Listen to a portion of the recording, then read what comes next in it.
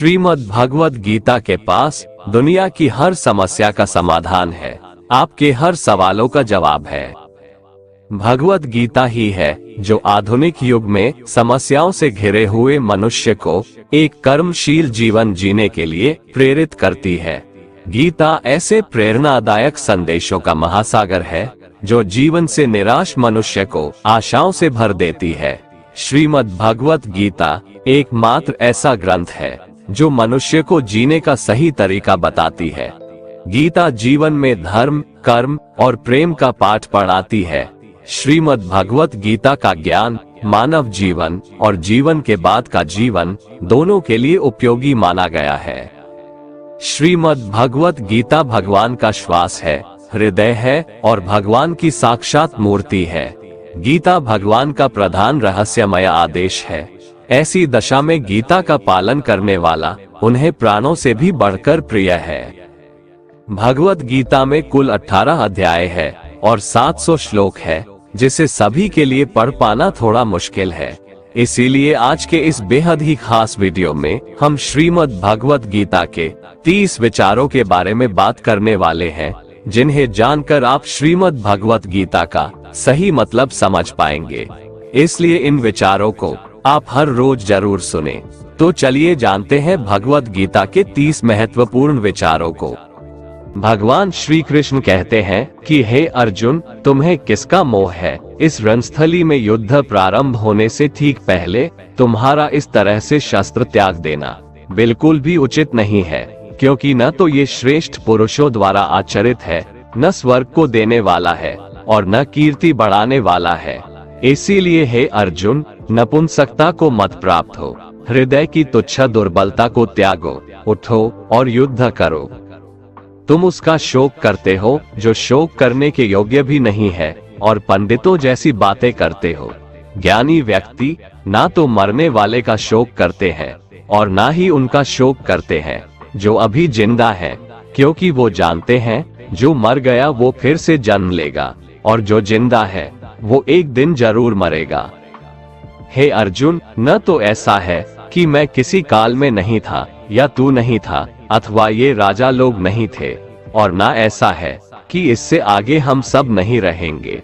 वर्तमान शरीर की उत्पत्ति से पहले भी हम सब थे और पीछे भी रहेंगे। शरीर के नाश होने से आत्मा का नाश नहीं होता, अतः नाश की आशंका से इन सब के लिए शोक करना उचित नहीं है। आत्मा अजर अमर है। आत्मा न तो मरता है और न ही जन्म लेता है, क्योंकि आत्मा अजन्मा, नित्य, सनातन और पुरातन है। शरीर के मारे जाने पर भी यह नहीं मरता। जैसे मनुष्य पुराने वस्त्रों को त्याग कर नए वस्त्र धारण करता है, ठीक उसी प्रकार जीवात्मा पुराने व्यर्थ शरीर को त्याग कर नए शरीर को धारण करती है। आत्मा को शस्त्र काट नहीं सकते और न अग्नि इसे जला सकती है, जल इसे गीला नहीं कर सकता और ना ही वायु इसे सुखा सकती है। परंतु फिर भी अगर तुम इस आत्मा को सदा जन्म लेने वाला और सदा मरने वाला समझता है, तो भी हे महाबाहो, तू इस प्रकार का शोक करने के योग्य नहीं है, क्योंकि इस मान्यता के अनुसार जन्मे हुए की मृत्यु निश्चित है और मरे हुए का जन्म लेना भी निश्चित है। हे अर्जुन, अपने धर्म से भागकर तुम भय मत कर, क्योंकि क्षत्रिय के लिए धर्मयुक्त युद्ध से बढ़कर दूसरा कोई कल्याणकारी कर्तव्य नहीं है। हे पार्थ, अपने आप प्राप्त हुए और खुले हुए स्वर्ग के द्वार रूपी इस प्रकार के युद्ध को भाग्यवान क्षत्रिय लोग ही पाते हैं। किंतु अगर तुम इस धर्मयुक्त युद्ध को नहीं करेगा तो स्वधर्म और कीर्ति को खोकर पाप को प्राप्त होगा तथा युगों युगों तक तुम्हारे अपकीर्ति की चर्चा होगी। सम्मानित पुरुष के लिए अपकीर्ति मौत से भी बढ़कर है। या तो तुम युद्ध में मारा जाएगा और स्वर्ग को प्राप्त होगा, या तो संग्राम में जीतकर पृथ्वी का राज्य भोगेगा। इस कारण हे अर्जुन, उठ और युद्ध कर। जय पराजय, लाभ हानि और सुख दुख को समान समझकर युद्ध के लिए तैयार हो जा। इस प्रकार युद्ध करने से तू पाप को नहीं प्राप्त होगा और यही तुम्हारा सबसे बड़ा धर्म और कर्म है। ये संसार मेरी ही माया है, ये संसार मुझसे ही उत्पन्न हुआ है।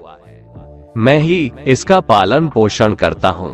और मैं ही इस सृष्टि का विनाश करता हूँ। मैं जल में रस हूँ, चंद्रमा और सूर्य में प्रकाश हूँ, संपूर्ण वेदों में ओंकार हूँ, आकाश में शब्द और पुरुषों में पुरुषत्व हूँ। मैं ही सूर्य रूप से तपता हूँ, वर्षा का आकर्षण करता हूँ और उसे बरसाता हूँ। हे अर्जुन, मैं ही अमृत और मृत्यु हूँ, सत असत भी मैं ही हूँ। मैं धरती की मधुर सुगंध हूँ, मैं अग्नि की ऊष्मा हूँ, सभी जीवित प्राणियों का जीवन और सन्यासियों का आत्म स्वयं भी मैं ही हूँ। मैं भूत, वर्तमान और भविष्य के सभी प्राणियों को जानता हूँ, लेकिन वास्तविकता में मुझे कोई नहीं जानता। हमेशा शक करने वाला व्यक्ति कभी शांति प्राप्त नहीं कर पाता है। वह ना तो इस लोक में धन, ऐश्वर्य या यश की प्राप्ति कर सकता है और ना ही परलोक में स्वर्ग की प्राप्ति कर सकता है, क्योंकि जब तक मनुष्य किसी भी विषय में संशय युक्त रहता है तब तक वह उस विषय में सफलता नहीं पा सकता। इसलिए संदेह करने से बचें। हे अर्जुन, तुम्हारा क्या गया जो तुम रोते हो? तुम क्या लाए थे जो तुमने खो दिया? तुमने क्या पैदा किया था जो नष्ट हो गया? तुमने जो लिया यहीं से लिया, जो दिया यहीं पर दिया। जो आज तुम्हारा है कल किसी और का होगा, क्योंकि परिवर्तन ही संसार का नियम है और समय के साथ संसार में हर चीज परिवर्तन के नियम का पालन करती है। भगवान श्री कृष्ण कहते हैं, कर्मयोग ही वह योग है जिसके माध्यम से हम अपनी जीवात्मा से जुड़ पाते हैं। कर्मयोग हमारे आत्मज्ञान को जागृत करता है। इसके बाद हम न केवल अपने वर्तमान जीवन के उद्देश्यों को बल्कि जीवन के बाद की अपनी गति का पूर्वाभास प्राप्त कर सकते हैं। इस योग में कर्म के द्वारा ईश्वर की प्राप्ति की जाती है। श्रीमद् भगवद गीता में कर्मयोग को सर्वश्रेष्ठ माना गया है। गृहस्थ और कर्मठ व्यक्ति के लिए ये योग अधिक उपयुक्त है। कर्मयोग सिखाता है कि कर्म के लिए कर्म करो, आसक्ति रहित होकर कर्म करो। कर्मयोगी इसीलिए कर्म करता है कि कर्म करना उसे अच्छा लगता है और इसके परे उसका कोई हेतु नहीं है। कर्मयोगी कर्म का त्याग नहीं करता, वह केवल कर्मफल का त्याग करता है और कर्मजनित दुखों से मुक्त हो जाता है। उसकी स्थिति इस संसार में एक दाता के समान है और वह कुछ पाने की कभी चिंता नहीं करता। वह जानता है कि वह दे रहा है और बदले में कुछ मांगता नहीं, और इसीलिए वह दुख के चंगुल में नहीं पड़ता। कर्म फल का त्याग कर धर्मनिरपेक्ष कार्य का संपादन भी पूजा के समान हो जाता है। संसार का कोई कार्य ब्रह्म से अलग नहीं है, इसलिए कार्य की प्रकृति कोई भी हो, निष्काम कर्म सदा ईश्वर को ही समर्पित हो जाता है। पुनर्जन्म का कारण वासनाओं या अतृप्त कामनाओं का संचय है। कर्मयोगी कर्मफल के चक्कर में ही नहीं पड़ता, अतः वासनाओं का संचय भी नहीं होता। इस प्रकार कर्मयोगी पुनर्जन्म के बंधन से भी मुक्त हो जाता है। भगवान श्री कृष्ण कहते हैं, मनुष्य का मन वायु की तरह चंचल है। यह मन ही है जो मनुष्य को काम वासनाओं की तरफ भटकाता रहता है। अगर जीवन को सफल बनाना है तो मन पर काबू करना बहुत जरूरी है। मन को वश में करने से दिमाग की शक्ति केंद्रित होती है, जिससे कार्यों में सफलता मिलने लगती है। गीता के अनुसार जिस व्यक्ति ने अपने मन पर काबू पा लिया, वह मन में पैदा होने वाली बेकार की चिंताओं और इच्छाओं से भी दूर रहता है। साथ ही व्यक्ति अपने लक्ष्य को भी आसानी से प्राप्त कर लेता है। अगर मन को वश में नहीं करोगे तो वह तुम्हारा सबसे बड़ा शत्रु बन जाएगा।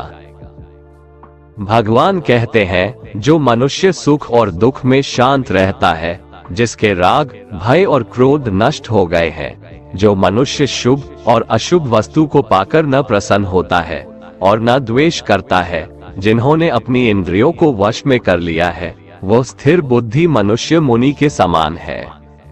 ऐसा मनुष्य स्थिर चित्त और इंद्रियों को वश में करके ज्ञान द्वारा परमात्मा को प्राप्त करके हमेशा संतुष्ट रहता है। क्रोध मनुष्य को नरक की ओर ले जाने वाला द्वार है। क्रोध करने से व्यक्ति का मन अशांत हो जाता है और उसकी स्मरण शक्ति भ्रमित हो जाती है, स्मृति में विभ्रम होने से उसकी बुद्धि नष्ट हो जाती है और फिर व्यक्ति का पतन हो जाता है। भगवान श्री कृष्ण कहते हैं, मनुष्य को क्रोध करने से बचना चाहिए। कितना भी गुस्सा आए, स्वयं को शांत रखने का प्रयास करें।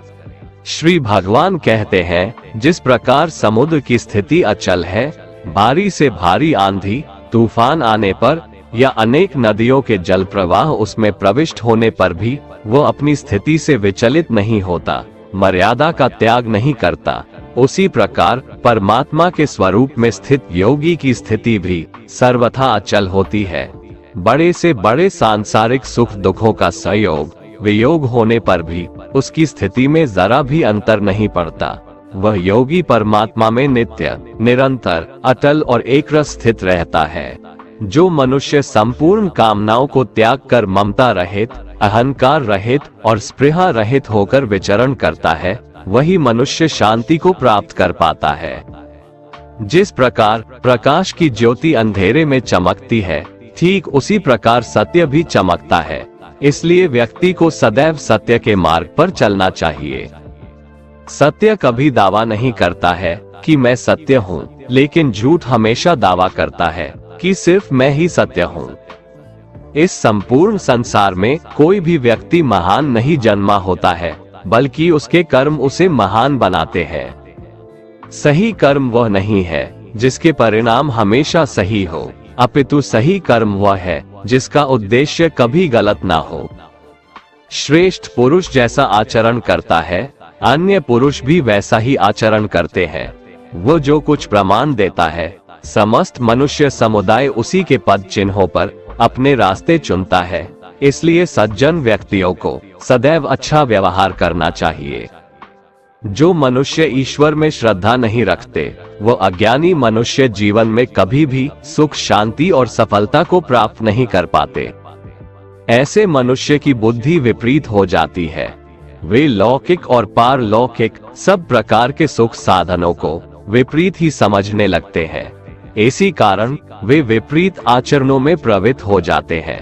इसके फलस्वरूप उनका इस लोक में और परलोक में पतन हो जाता है।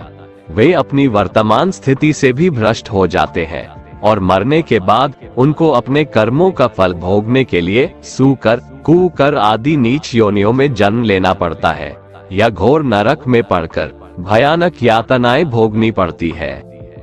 भगवान श्री कृष्ण कहते हैं, जो मनुष्य अपने कर्तव्यों का पालन करते हुए विपरीत परिस्थितियों में भी अपने धर्म के मार्ग पर अडिग रहता है और उसके कारण अगर उसकी मृत्यु भी हो जाती है, तो वह मृत्यु भी उसके लिए परम कल्याणकारक बन जाता है और उस मनुष्य को स्वर्ग की प्राप्ति होती है। हे अर्जुन, मेरे और तुम्हारे बहुत से जन्म हो चुके हैं। उन सबको तू नहीं जानता, किंतु मैं जानता हूँ। मैं अजन्मा और अविनाशी हूँ। मैं समस्त प्राणियों का ईश्वर होते हुए भी अपनी प्रकृति को अधीन करके अपनी योग माया से प्रकट होता रहता हूँ। जब जब इस धरती पर धर्म की हानि और अधर्म की वृद्धि होती है, तब तब अधर्म का विनाश और धर्म की पुनर्स्थापना हेतु मैं अपने एक नए रूप को रचता हूँ और लोगों के सम्मुख प्रकट होता रहता हूँ। मनुष्य मेरी जिस भी रूप की पूजा करते हैं, मैं भी उनको उनकी भावना के अनुसार उसी रूप में दर्शन देता हूँ। मनुष्य जिस जिस भाव से मेरी उपासना करते हैं, मैं उनके उस भाव का ही अनुसरण करता हूँ। जो मेरा चिंतन करता है, उसका मैं चिंतन करता हूँ। जो मेरे लिए व्याकुल होता है, उसके लिए मैं भी व्याकुल हो जाता हूँ। जो मुझे अपना सर्वस्व अर्पण कर देता है, मैं भी उसे अपना सर्वस्व अर्पण कर देता हूँ।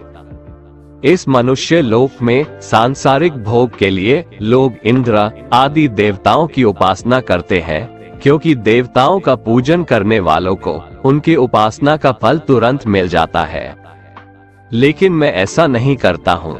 मेरे भक्त यदि सकाम भाव से भी मेरा भजन करते हैं, तो भी मैं उनकी उसी कामना को पूर्ण करता हूँ, जिसकी पूर्ति से उनका विषयों से वैराग्य होकर मुझ में प्रेम और विश्वास बढ़ता है। इसीलिए सांसारिक मनुष्यों को मेरी भक्ति का फल शीघ्र मिलता हुआ नहीं दिखता है और इसलिए वे मंद बुद्धि मनुष्य कर्मों का फल शीघ्र प्राप्त करने की इच्छा से अन्य देवताओं का ही पूजन किया करते हैं। इंसान हमेशा अपने भाग्य को कोसता है, ये जानते हुए भी कि भाग्य से भी ऊंचा उसका कर्म है, जो उसके स्वयं के हाथों में है। जो हुआ वो अच्छा हुआ, जो हो रहा है वह भी अच्छा हो रहा है, जो होगा वह भी अच्छा ही होगा। जो बीत गया उसका तुम पछतावा ना करो और भविष्य की चिंता भी ना करो, अभी तो वर्तमान चल रहा है। जो पुरुष ना किसी से द्वेष करता है और ना किसी चीज की आकांक्षा करता है, वैसा कर्मयोगी पुरुष सन्यासी के समान है, और वह पुरुष सुखपूर्वक संसार बंधन से मुक्त हो जाता है। ना तो मैं किसी के भाग्य का निर्माण करता हूँ और ना ही किसी के कर्मफल का निर्माण करता हूँ। मनुष्य अपने द्वारा किए कर्मों का ही फल भोगता है और उसी से उसके भाग्य का निर्माण होता है। मनुष्य स्वयं ही अपना मित्र है और स्वयं ही अपना सबसे बड़ा शत्रु भी है।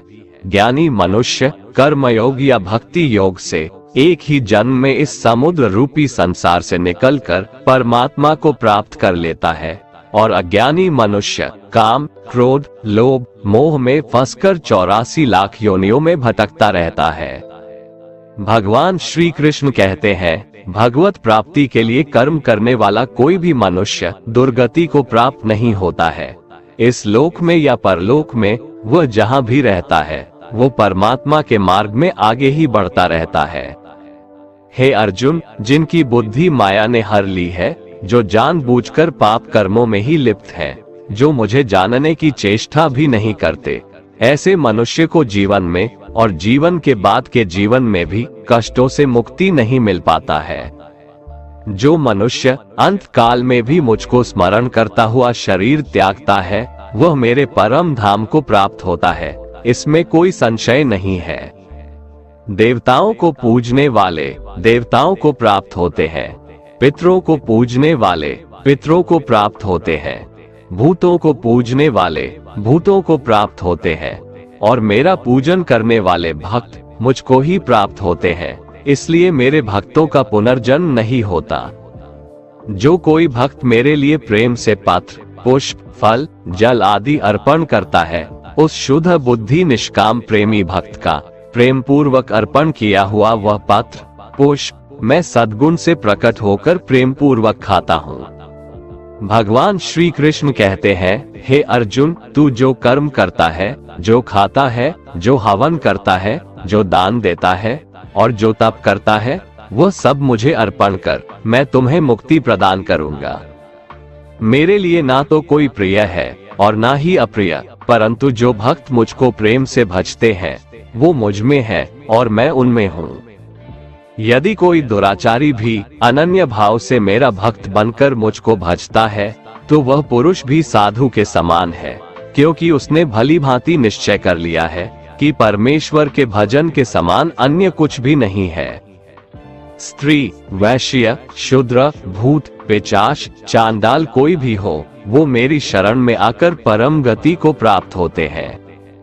हमारे तामसिक गुण हमारे अंदर हीन भावना पैदा करके हमें खुद को उदास और नुकसान पहुंचाते हैं, और हमारे राजसिक गुण हमें ईर्ष्यालु और लोभी बना देते हैं। भगवान श्री कृष्ण कहते हैं, हर मनुष्य को तामसिक और राजसिक गुणों को खत्म करके अपने सात्विक गुणों से परिचित होना पड़ेगा। सात्विक गुण वो है जो आत्मा को अपने आसपास की हर चीज से जोड़े रखता है और उन्हें प्यार करना सिखाता है। किसी का अच्छा ना कर सको तो बुरा भी मत करना, क्योंकि दुनिया कमजोर है, लेकिन दुनिया बनाने वाला नहीं। जिंदगी में हम कितने सही हैं और कितने गलत हैं, ये केवल दो लोग जानते हैं, एक परमात्मा और दूसरी हमारी अंतरात्मा। अपने आप को भगवान के प्रति समर्पित कर दो, यही सबसे बड़ा सहारा है। जो कोई भी इस सहारे को पहचान गया है, वह डर, चिंता और दुखों से आजाद रहता है। मनुष्य को सबसे पहले खुद का आकलन करना चाहिए, अर्थात खुद के बारे में जान लेना चाहिए। खुद की काबिलियत और क्षमता को जानना ही मनुष्य को आत्मज्ञान की प्राप्ति करा सकता है। जब तक मनुष्य खुद के बारे में जान नहीं लेगा, तब तक उस मनुष्य का उद्धार नहीं हो सकता। श्रीमद् भगवद गीता में भगवान श्री कृष्ण कहते हैं कि हर एक मनुष्य को अपने आप पर पूरा पूरा भरोसा करना चाहिए। क्योंकि जो लोग खुद पर विश्वास करते हैं वह अवश्य ही सफलता प्राप्त करते हैं। ऐसा भी बताया जाता है कि जो व्यक्ति जैसा विश्वास करता है आखिरकार वैसा ही बन जाता है। सुख और दुख सर्दी और गर्मी के समान है। आज अगर दुख है तो कल सुख भी अवश्य होगा। इसलिए इन दोनों ही परिस्थितियों में मनुष्य को संयम से काम लेना चाहिए। जो मनुष्य अपने सभी काम में मन लगाकर अपना कार्य करते हैं और वो छोटे से छोटे कार्यों में भी खुशी ढूंढ ही लेते हैं, वो लोग निश्चित ही अंत में सफलता प्राप्त करते हैं। वहीं दूसरी तरफ ऐसे मनुष्य भी होते हैं जो अपने काम को बस एक बोझ समझकर बस पूरा कर देना चाहते हैं और अपने किसी भी काम को सही ढंग से नहीं करते हैं। तो ऐसे मनुष्य हमेशा ही अपने जीवन में पीछे रह जाते हैं। जो लोग स्वार्थी प्रवृत्ति के हैं, जो सिर्फ अपना मतलब साधने में लगे रहते हैं, जिन्हें दूसरों की भलाई से कोई मतलब नहीं है, ऐसे लोगों का कभी भला नहीं होता। श्री कृष्ण ने गीता सार में उन लोगों के लिए इस उपदेश के माध्यम से बहुत बड़ी सीख दी है। भगवान कहते हैं, स्वार्थ शीशे में फैली धूल की तरह है, जिसकी वजह से व्यक्ति अपना प्रतिबिंब ही नहीं देख पाता। इंसान का स्वार्थ उसे अन्य लोगों से दूर ले जाकर नकारात्मक हालातों की तरफ धकेलता है, जिसके चलते व्यक्ति अकेला रह जाता है। अगर आप चाहते हैं कि आप भी अपना जीवन खुशीपूर्वक व्यतीत करें, तो इसके लिए यह जरूरी है कि आप अपने स्वार्थ को कभी अपने पास नहीं आने दें, क्योंकि स्वार्थी मनुष्य दोस्ती भी सिर्फ अपना स्वार्थ निकालने के लिए करते हैं। ईश्वर हमेशा मनुष्यों का साथ देता है। जो व्यक्ति इस प्रभावशाली सत्य को मान लेता है तो उसका जीवन पूरी तरह बदल जाता है। सृष्टि निर्माता ईश्वर ही है जो संपूर्ण जगत को चला रहा है। वहीं इंसान तो बस ईश्वर की हाथ की एक कठपुतली है। इसलिए इंसान को कभी अपने भविष्य या फिर अतीत की चिंता नहीं करनी चाहिए, क्योंकि हर विकट परिस्थिति में ईश्वर इंसान का साथ देता है और उसे मुश्किल से बाहर निकालता है। इसलिए हम सभी को ईश्वर पर भरोसा रखना चाहिए। श्रीमद्भगवत गीता में श्री कृष्ण ने यह उपदेश दिया है कि अपने काम को पहले प्राथमिकता दें और पहले अपने काम को पूरा करने की कोशिश करें, तभी दूसरे का काम करें। क्योंकि जो लोग पहले अपने काम को नहीं करते और दूसरे का काम करते रहते हैं, वे लोग अक्सर परेशान रहते हैं। मनुष्य अपने हृदय से जो दान कर सकता है वो अपने हाथों से नहीं कर सकता, और मौन रहकर जो कुछ वो कह सकता है वो शब्दों से नहीं कह सकता। जो चीजें हमारे दायरे से बाहर हो उसमें समय गंवाना मूर्खता ही होगी। किसी भी व्यक्ति को ना तो समय से पहले और ना ही भाग्य से अधिक कुछ मिलता है, लेकिन उसे पाने के लिए सदैव प्रयत्नशील रहना चाहिए। जो मनुष्य मेरे पर मन लगाते हैं, मेरी भक्ति करते हैं, मैं उनको वो सब कुछ प्रदान करता हूँ जो उनके पास नहीं है, और जो उनके पास है मैं उनकी रक्षा भी करता हूँ। इसलिए ये बहुत जरूरी है कि हम अपने बुरे वक्त में परमात्मा पर भरोसा रखें। भगवान श्री कृष्ण कहते हैं, कितना भी बुरा वक्त आ जाए कभी विचलित नहीं होना चाहिए, बल्कि डटकर उसका सामना करना चाहिए। क्योंकि इस संसार का नियम है, जो आया है उसे दुख का सामना करना पड़ेगा। रोने से और चिंता करने से कोई फायदा नहीं होने वाला है, बल्कि इससे दुख और बढ़ेगा। जीवन में आगे बढ़ने के लिए और अपनी अलग पहचान बनाने के लिए यदि आपको क्रांतिकारी भी बनना पड़े तो इससे पीछे न हटें। कहने का सीधा मतलब ये है कि जरूरत के हिसाब से खुद में बदलाव करें और समाज के बारे में न सोचते हुए अपने काम पूरे करें। जीवन में दोस्तों की भूमिका बहुत अहम होती है। सच्चे दोस्तों की पहचान हमेशा मुश्किल वक्त में ही होती है। जिस तरह भगवान कृष्ण ने पांडवों के मुश्किल वक्त में उनका साथ दिया था, वैसे ही आपको भी अपने दोस्तों का साथ देना चाहिए। इसके साथ ही आपको ऐसे ही दोस्त बनाने चाहिए जो आपके मुश्किल वक्त में आपके साथ खड़े रहें। जीवन में हार जीत लगी रहती है, लेकिन सफलता सिर्फ उसी व्यक्ति को मिलती है जो अपनी गलतियों और हार से सीख लेकर आगे बढ़े। हार कर निराश होना किसी भी समस्या का हल नहीं है। किसी भी परिस्थितियों से लड़ने के लिए उसके लिए एक बेहतर रणनीति बनाना बहुत जरूरी है। बिना रणनीति के आप हर मोर्चे पर कामयाब नहीं हो पाएंगे। यदि पांडव भी श्री कृष्ण द्वारा बनाई गई रणनीति का पालन नहीं करते तो शायद कौरवों के खिलाफ हुए युद्ध में उन्हें जीत नहीं मिलती। दोस्तों, अगर आपको हमारा ये वीडियो पसंद आया तो कमेंट में जय श्री राधे कृष्ण लिखें और ऐसे ही प्रेरणादायक वीडियो देखने के लिए हमारे चैनल को सब्सक्राइब कर लें। जय श्री राधे कृष्ण।